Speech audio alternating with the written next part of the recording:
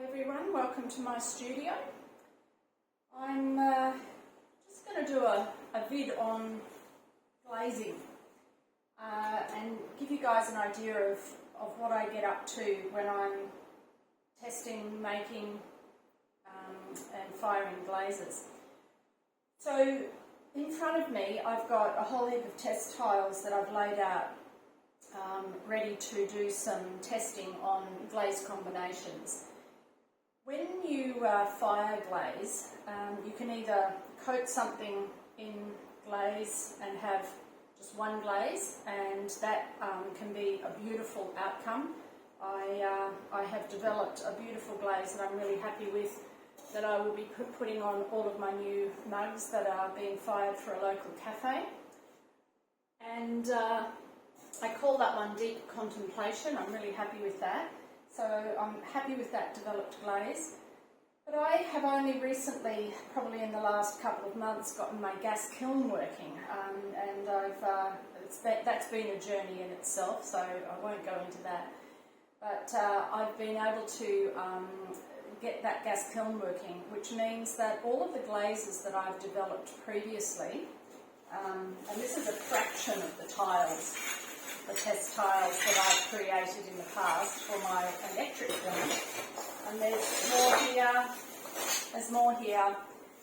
Pretty well these test tiles are now obsolete, and I will be chucking them because I no longer use the electric kiln to fire my pieces to the final stage, which is the glaze stage.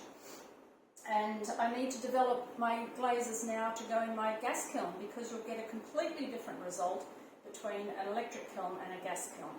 And my electric glazes don't seem to do very well in my gas kiln. So here I am again, developing more glazes for my gas kiln to get some lovely results, I hope.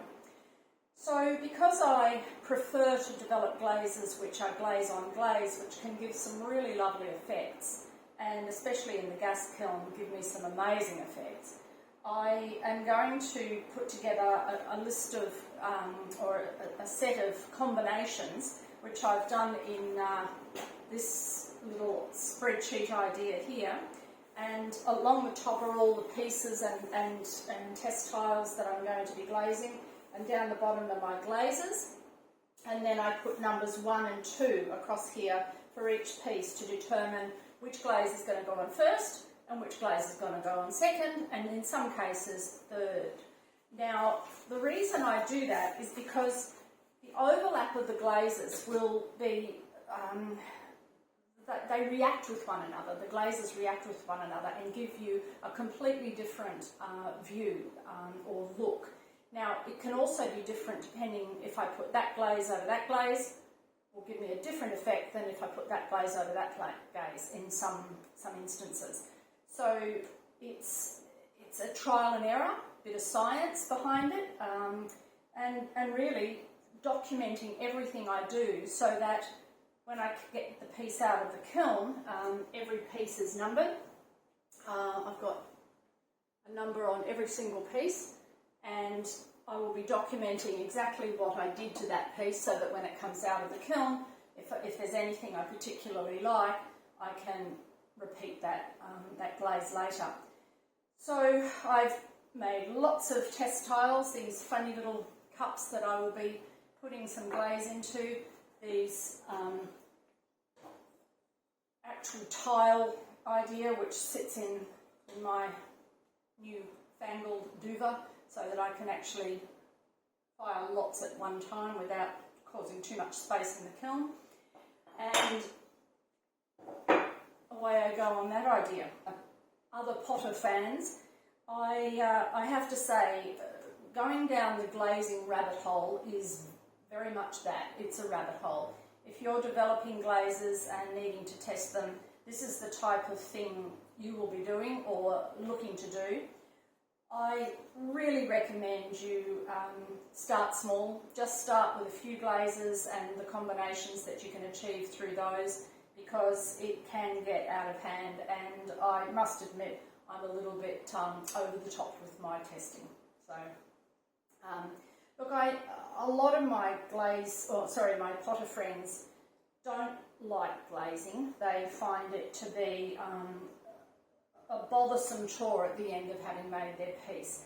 Now, it takes a long time to make some things. I mean, a cup, for instance, I worked out the other day that cup specifically in a batch of 14 takes me 2.5 hours per cup.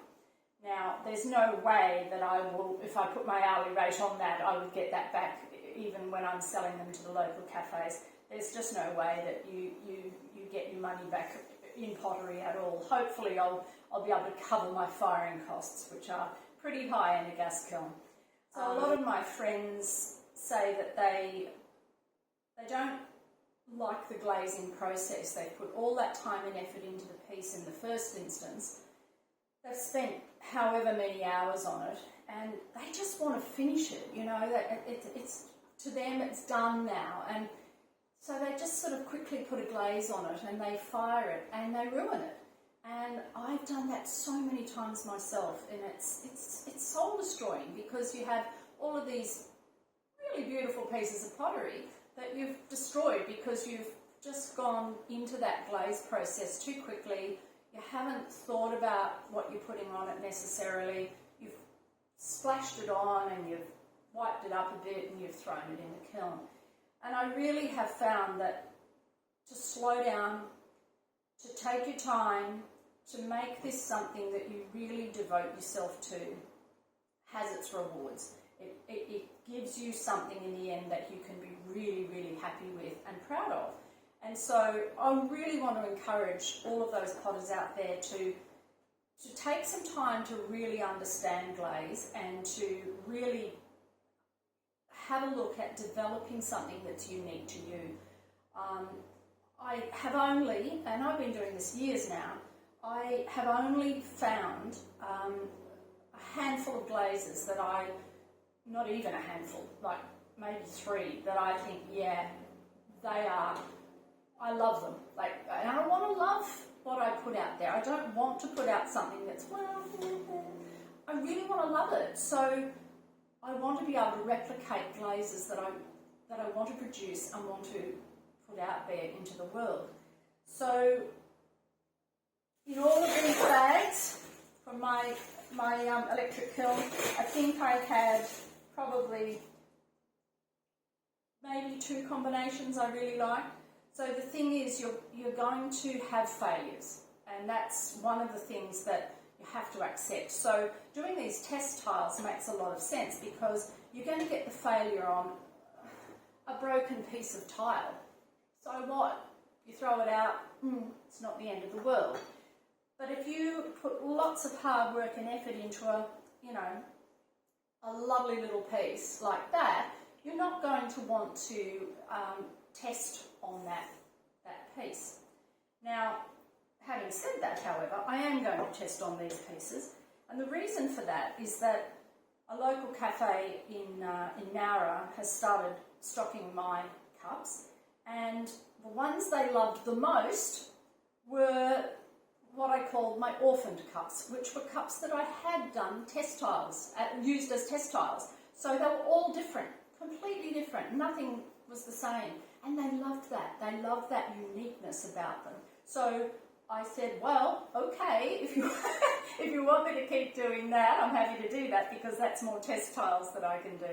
So this range of piccolo cups that I'm selling to them are going to be test tiles. But, I've got all of my glazes written on each tag, and I know exactly what I'll be doing to them, and they'll be double dipped and some instance triple dipped. So now I'm going to go through the process of glazing all of these pieces. So I'm going to speed this up for you so that you don't have to go through the pain of what I'm about to go through and doing it all, and you can have it done in a splice.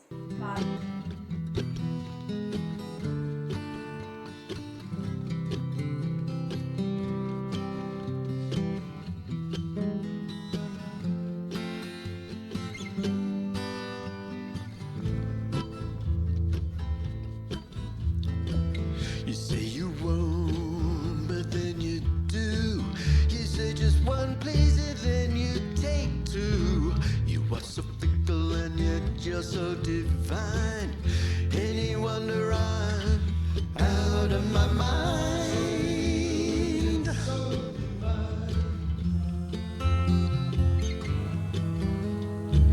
And you like carrots and I like peas. How do we live with issues like these? To spare you the agony of watching me faff around all day, I have just given you now a look-see at each of these test tiles. Each of them has one glaze over another, and the two stripes that you can see on each of those tiles, the first one is rutile and the second one is a red iron oxide, and they will give me yet another effect on each piece. So all those little piccolo cups have been done, as have these cups, but I do need to do the red iron oxide over the top of them yet, and tomorrow I'll be ready to load my kiln. And you like carrots and I like peas. How do we live with issues like these? You think Bon Jovi is better than Bargain? That whole lot walks and should have been left in the dark and wrapped around your little finger and under your thumb. You may ask why I linger. Well, I must be braver than some.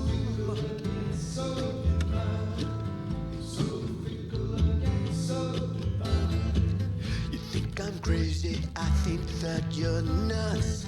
You think I'm lazy, no ifs, no buts. I like to sleep in, you want me to work. Any wonder I'm going berserk, and I wrapped around your little finger and under your thumb. You may ask why I linger. Well, I must be braver than some. Bombed out one rainy morning, your whole life in a sack. You were yelling, don't you try calling, yet later that day you were back and you played this act 1,000 times, and I never know what it's all about. For all your dramas you should be taking a bow, and I wrapped around your little finger and under your thumb. You may ask why I linger. Well, I must be braver than some.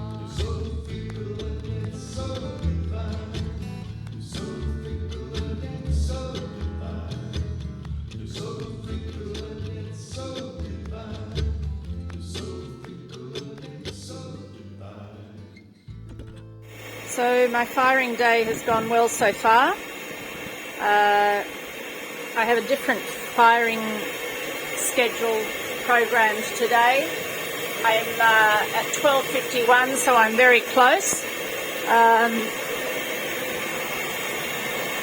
You can see the burners are operating very nicely.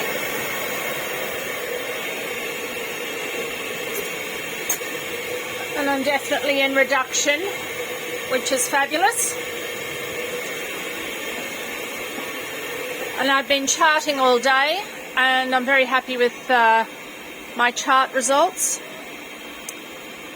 So we're very close.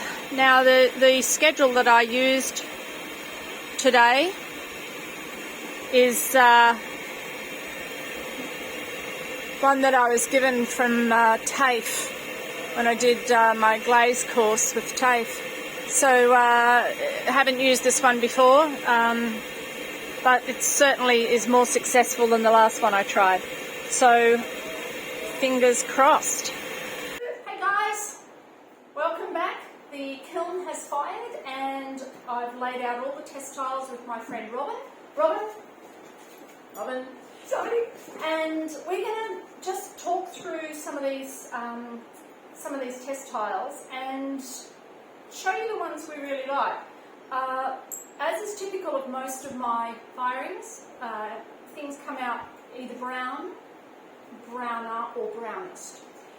And I'm trying to get away from that, and I guess that's what this is all about, is trying to find those pieces that aren't brown and to be able to develop those into something that I'd be happy to use on my pieces. So, what have we got, Robin? Let's... Right. So, yeah, these are the piccolo cups that you might remember I did, and a lot of them are brown, but I've got to say, this one is not brown, and I'm really loving that. Inside, the application was obviously a bit too thick because it's pitted, and that hasn't been a success, but that I'm really, really happy with. I think probably that's my favourite of the day. What do you reckon, Robin? Absolutely beautiful. Yeah, really Absolutely happy. beautiful. Okay, Really so happy. what do you think of that, Robin? I mean... I'm not such a fan of the dribblies like that, but the colours are beautiful. I mean, that blue is really, really beautiful. Yeah. So what did you do? Just dip the rim? Yeah, I did. So maybe if there was a little bit more... And it just, because there's obviously a reaction there, which is interesting. But So you just have to watch that it doesn't drip down onto your setter, and just do the top third. That's too brown. That's too brown. Brown. That one is the same as what I did. These are called Bloom in Deep Contemplation, my cups. But I did that the same, but I did a different rim. I did a rutile rim rather than a red iron oxide, and it's a bit rough. It's a bit rough. I don't think it's as successful. No, I agree. Tester? That's why it's a tester. Too brown and too brown. I'm not sure. I think that's... Oh, I like the outside of this one though. It looks very Temaku-ish. Yes, it may be actually. Okay. No, it isn't. It isn't a Temaku, but it does look it. Well, this one's blue though. Yeah, but it's pitted. See how it... And you know where it's pitted? It's pitted where I've got ilmenite in the clay. It's reacted with the ilmenite. So a smoother clay might work. Yeah, potentially. But it's still too dark. I'm looking for something a bit lighter. Yeah. So that's not successful. So shall we work our way over here? Brown. Greeny brown. Not in love with that. Sort of a metallic brown. Yeah, more so, I think, where it had less oxygen. Yeah. So it may have even sort of... a bit more reduction in there. Yeah, maybe. Yeah. This one, I'm not sure. It's That, smoother on the inside. Yeah, that is an amalgam. Oh, so when I have glazes that I no longer use, I put them all together and call it amalgam and sort of see what it comes out like. And I think that could be interesting over something else. But as it is, it's probably a bit sort of flat, I think. Yeah. Really quite happy with this. What has pulled in the middle? So what I've done with all of these glazes is I've put the first glaze on, and then I've put the second one on in a smaller rim so that you can see the difference. And I think that's worked really nicely. It's really pretty in the middle. Yeah, it looks almost gold. Yes, yeah. And then you've got the metallic. The reductions coming through there, yeah. It's almost a black coming through on the edge. Yeah. I'm quite interesting. Quite happy with that. What happened on... Nothing. Well, no, I didn't do the outside because I didn't want anything going on my kiln shelf. Yeah, a bit dark. Night sky. Night sky. You can see, quite right. a lot of... Yes, you can, actually. Yeah, so you can kind of use that. It's quite beautiful. It is. Right, context. So this was dipped, a rim was dipped over the top. So... No, again, just the application was, the first one went on all around, and then the centre was added afterwards. So thinner, it looked more metallic. Yes, that's right. Interesting. 516. Not in love. Yeah. Yeah. 517. Yeah, I don't mind that actually. And again, was that the same thing? Yes, same application, exactly. Yeah. So it really was quite light on the outside. Yeah, so by the look of that, that's my satin white, and then I've put some sort of blue on the inside. Okay. I'll have to refer to my notes to know exactly what I did. This is weird. I don't know whether this is coming up for the camera, but it's actually very pink, isn't it? Dusky pink? Oh, I'm not sure. I won't guarantee that one because that might just be some part of the light here. I think we'll have to go outside to check on that. But a really interesting Oh, it's an effect. Beautiful. effect, isn't it? Yeah. Yeah. Kind of cool. It's almost a bit matte. Yes, it is matte. Oh, it is Very matte. much so. Yeah. Yes, it is a matte glaze. Well said. Yeah. Nice. Interesting. Where to? All right, up here. Yeah.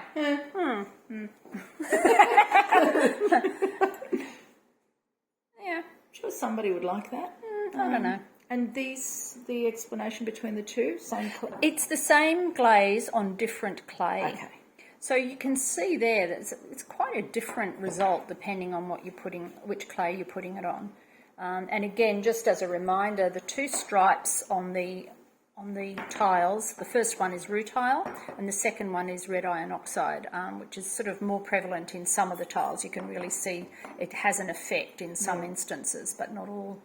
That one, Which one are you at? This one? yeah. Okay, so I was still looking at this one. Oh, I see. What do you think? Yeah, you can really see colour in thick applications. So this is just a very thinner, much thinner application. Some of the green's coming out. It's a little bit, but not much. But yeah. it's not. Yeah.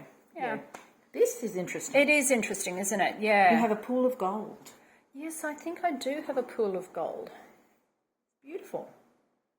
Yeah, I don't mind that at all. It's sort of got those greeny hues coming through. I mean, I am sort of focusing at the moment on blue and trying to get some blue through, but I'd be actually pretty happy to use that. I think it's on the right piece. It could be really interesting. Absolutely. Yeah. Again, the rutile's the most interesting part. I know, that has pulled up some interesting effect actually, but other than that, it's really not. Yeah, it's just a ho-hum. Yeah, so is 495 and 459,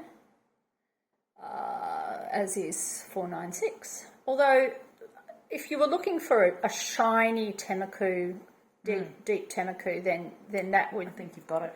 suffice definitely, but no. What about with the rutile bit? Yeah.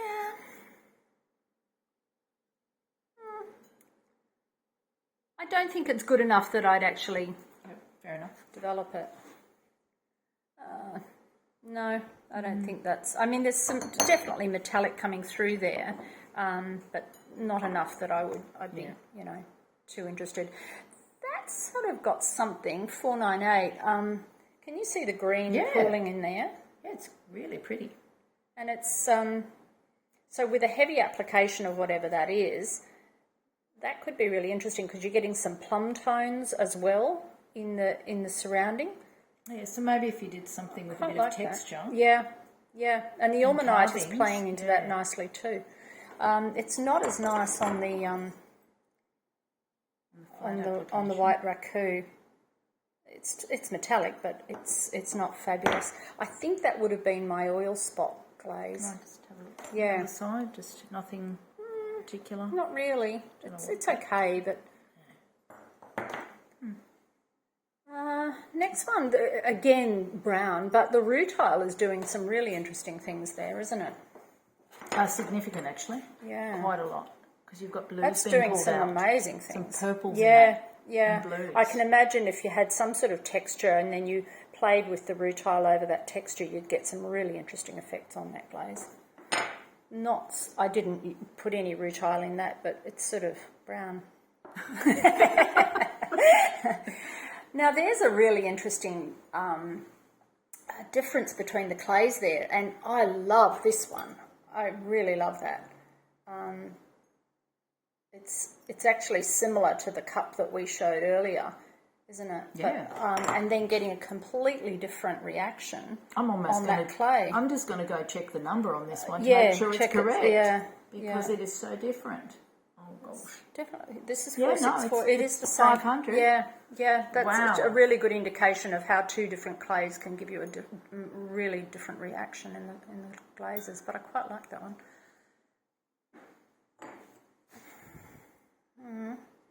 A bit of what do you metallic, reckon? nothing.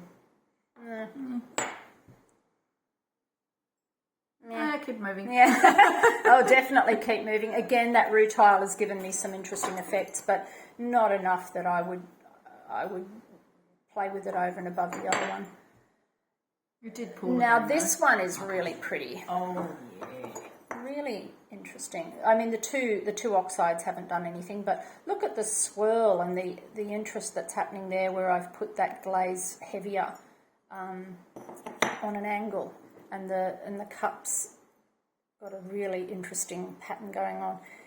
That's really lovely. I'd be using that definitely. And this one is really very metallic. This will have been my bronze glaze. Manganese in it? Yes, manganese in that. It's either that or my oil spot glaze, because I can see some oil spot coming through as well. And it's really pretty up through that cup as well. I feel like you're holding bronze. Like Yeah. bronze. That's interesting, because I feel like I'm getting purple. Yes. Purple in that. Yes, very light purple. Yeah. Mauvey. Yep. The oxides haven't really done anything for it, but not so with that. That's more just a deep blue. So a thinner application for that one? Well, either that or the clay. I think it's just the clay. Okay, fair enough. Yeah.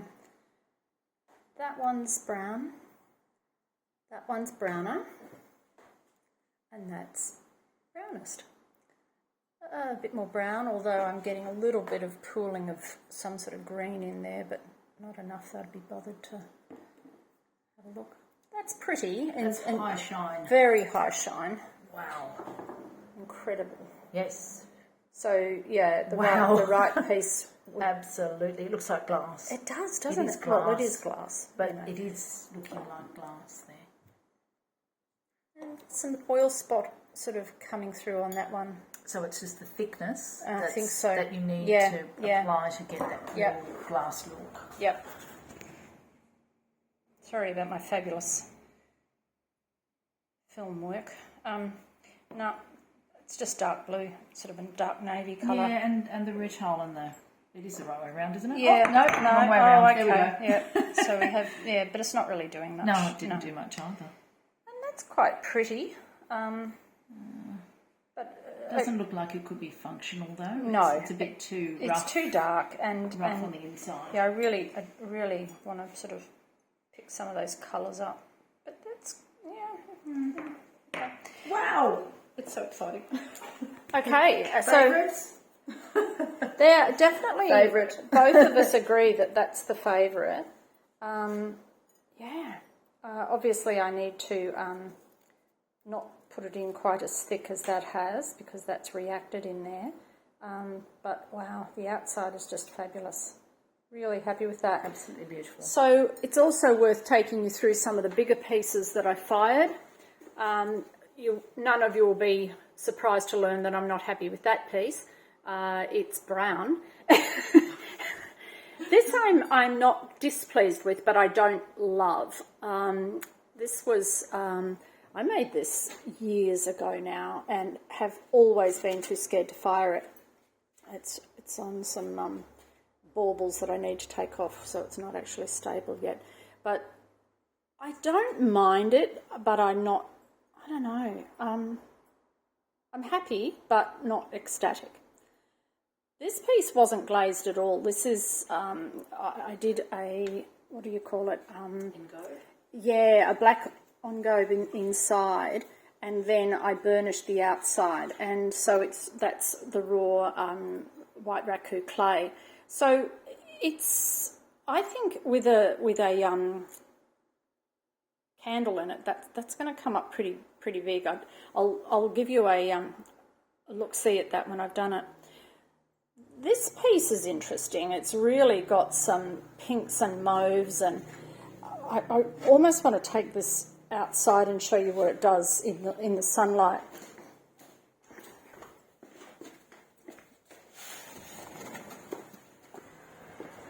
Oh, beautiful. Absolutely beautiful. It didn't look like burgundy in there, and it's just stunning. Absolutely. It really is amazing, amazing colours coming through there. some blues as well. Yes, blues, like such a range of colours. The top, maybe not, that frill maybe not quite so much, but Is that because it's thinner? it's a different glaze. I didn't put that glaze on the rim. Yeah, so happy with that. I'm happy with that piece. That is really not glazed on the outside except for a little bit of my bronze application on the outside, and the bronze has come up very nice. Again, in the light it's a lot better, and I'll photograph that individually. So that one was nice. The rest of them are brown, so no need to really go through that at all. Well, there was that piece. That is the wild clay. Really happy with the result of the colour. However, yes, it has stuck to the kiln setter, which shouldn't be too much of a problem, but what is a problem is that it has cracked there. And so that piece is not saleable, unfortunately. But it's, yeah, that's a shame because it took me days and days and days. So, yeah, that is a shame. But my experience with that wild clay, the last batch that I've done, is that it hasn't held together as well as what I'd have hoped. And, yeah, while I'm getting a fabulous metallic, what colour would you say? I know it's brownish, but it's black, maroon, brown. It's got, yeah, a really interesting colour to it. So the idea behind this one was that I was going to hang it by that thing there on some sort of interesting suspension, which I will still do, but it'll probably end up with most of the stuff that is around here in my house, like a mobile somewhere. Well, that concludes the results of the firing. I will do some, really lovely shots of some of these pieces soon, and yeah, I hope you enjoyed The reveal. the reveal. That's the one. Thanks for your help, Robin. Bye. Bye.